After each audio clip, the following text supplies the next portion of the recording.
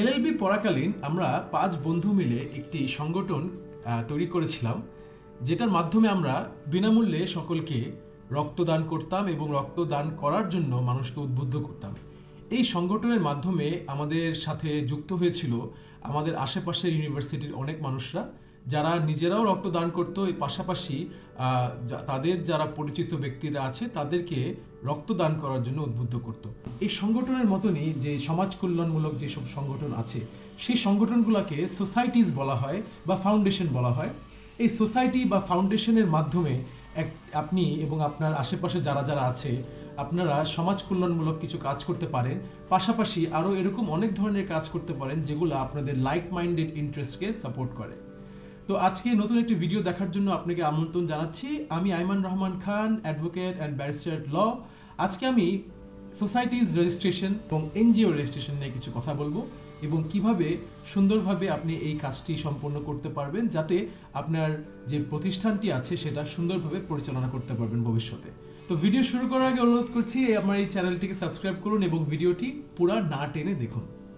তো প্রথমে বলে রাখা ভালো, সোসাইটিজ যে বিষয়টা, এই পুরো বিষয়টা যেই আইন দ্বারা পরিচালিত হয় সেই আইনের নাম হচ্ছে সোসাইটিজ রেজিস্ট্রেশন অ্যাক্ট 1860। এই আইনেরই 20 ধারা মতে কিছু স্পেসিফিক বিষয় আছে যে বিষয়ের উপরেই আপনি সোসাইটি রেজিস্ট্রেশন করতে পারবেন। সেটা অন্যতম হচ্ছে যে সমাজ কল্যাণমূলক কাজ এবং জনকল্যাণমূলক কাজ। এগুলোর পাশাপাশি যদি এমন কোনো প্রতিষ্ঠান বা এমন কোনো সোসাইটি আপনি ক্রিয়েট করেন যেগুলা আর্ট, সায়েন্স, মিউজিক, লিটারেচার এসব প্রমোট করে, বা নলেজ শেয়ারিং কোনো প্ল্যাটফর্ম আপনি বানাচ্ছেন যেখানে যারা ইন্ডিভিজুয়াল ব্যক্তিরা এসে তাদের নলেজ শেয়ার করতে পারছে।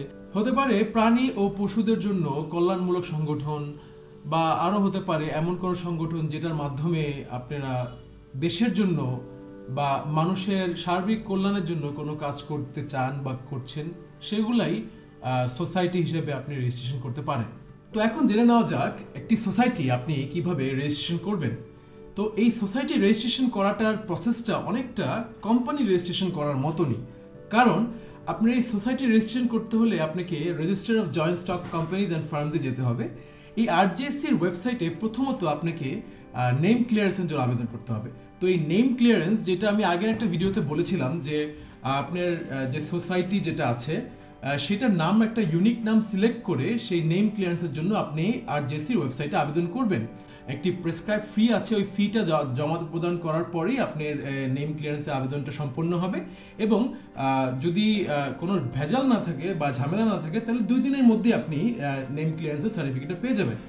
এরপরে আপনাকে যেটা করতে হবে সেটা হচ্ছে আপনার যে সোসাইটিটি আছে এই সোসাইটির একটি কনস্টিটিউশন ড্রাফট করবেন, যে কনস্টিটিউশনের মধ্যে আপনি যাবতীয় বিষয়ে উল্লেখ করবেন এবং আপনার সোসাইটিটা কিসের উপর আপনি ভিত্তি করে সোসাইটিটা তৈরি করছেন এই বিষয়টা উল্লেখ করবেন, এবং একটি মেমোরেন্ডাম অফ অ্যাসোসিয়েশন রেডি করবেন। এই মেমোরেন্ডাম অফ অ্যাসোসিয়েশন অনেকটা কোম্পানির মতনই হবে, কিন্তু এখানে আপনি যেটা করবেন সেটা হচ্ছে যে আপনার সোসাইটির যে মূল উদ্দেশ্য বা যেই আদর্শে আপনি সোসাইটি তৈরি করছেন সেই আদর্শটা লিপিবদ্ধ করতে হবে। পাশাপাশি আপনার যে মেম্বাররা আছে এবং এক্সিকিউটিভ বডির মেম্বাররা আছে সকলের নাম, ঠিকানা এবং সকলের যে যাবতীয় ডিটেলস আছে সেগুলো আপনাকে উল্লেখ করতে হবে। বলে রাখা ভালো যে একটি সোসাইটি রেজিস্ট্রেশন করার আগে যেটা আপনি সর্বোচ্চ জানতে হবে সেটা হচ্ছে যে আপনি যাদেরকে মেম্বার নেবেন তাদের সকল যাবতীয় ব্যাকগ্রাউন্ড চেক করে অবশ্যই নেবেন, এবং মিনিমাম 7 জন মেম্বার আপনার হতে হবে।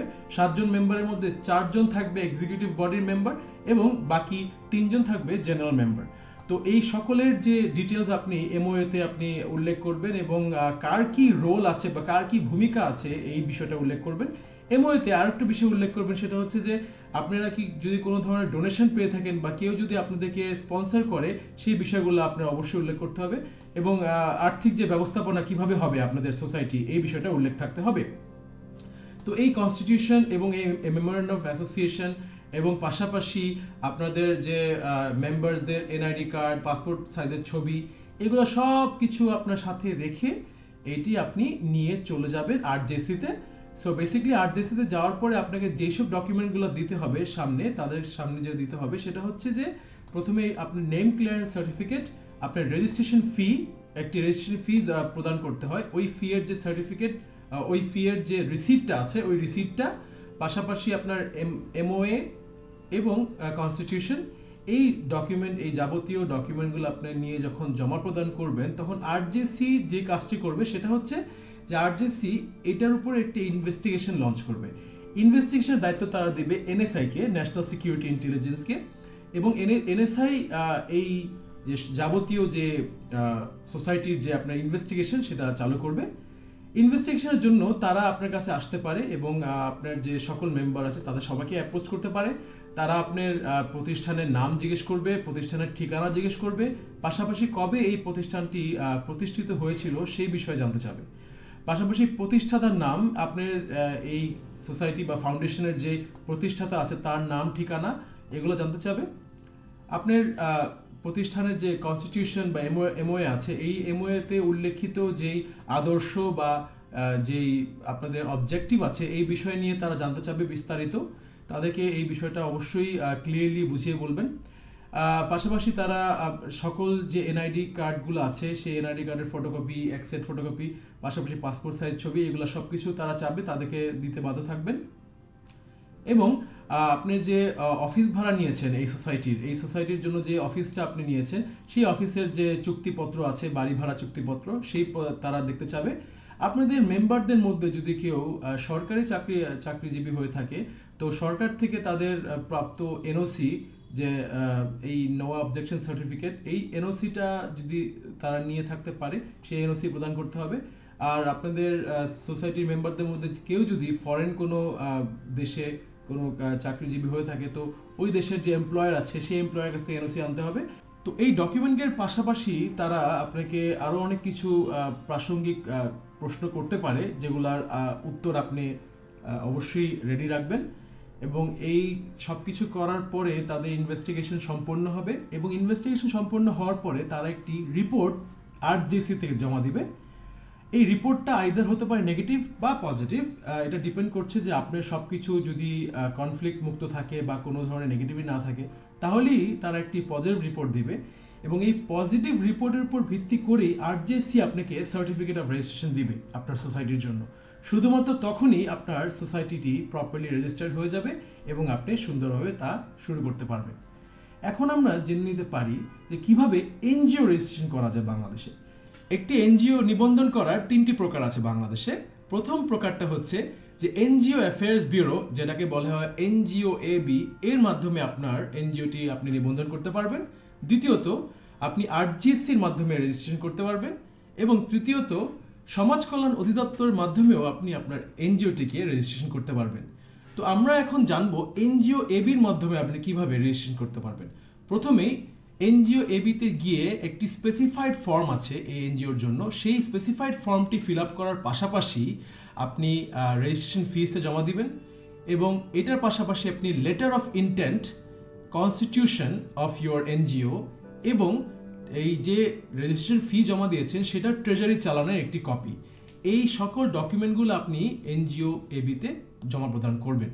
এনজিও এবিতে আপনার আবেদনটি আপনি জমা প্রদান করার পরে এনজিও এবি এই ডকুমেন্টগুলো পাঠিয়ে দিবে মিনিস্ট্রি অফ সোশ্যাল সিকিউরিটিতে এবং মিনিস্ট্রি অফ হোম অ্যাফেয়ার্সে ফার্দার ইন্সপেকশন করার জন্য।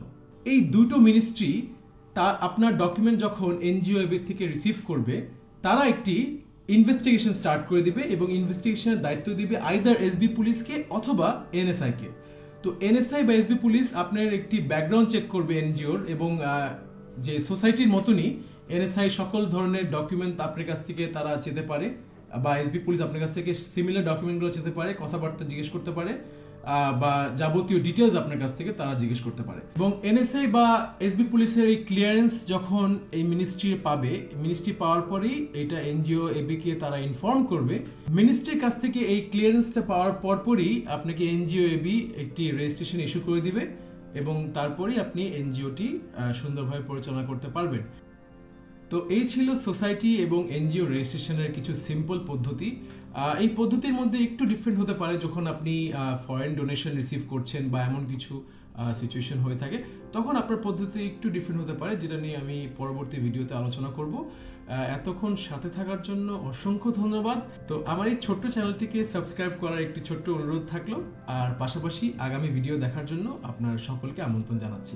ধন্যবাদ। আসসালামু আলাইকুম।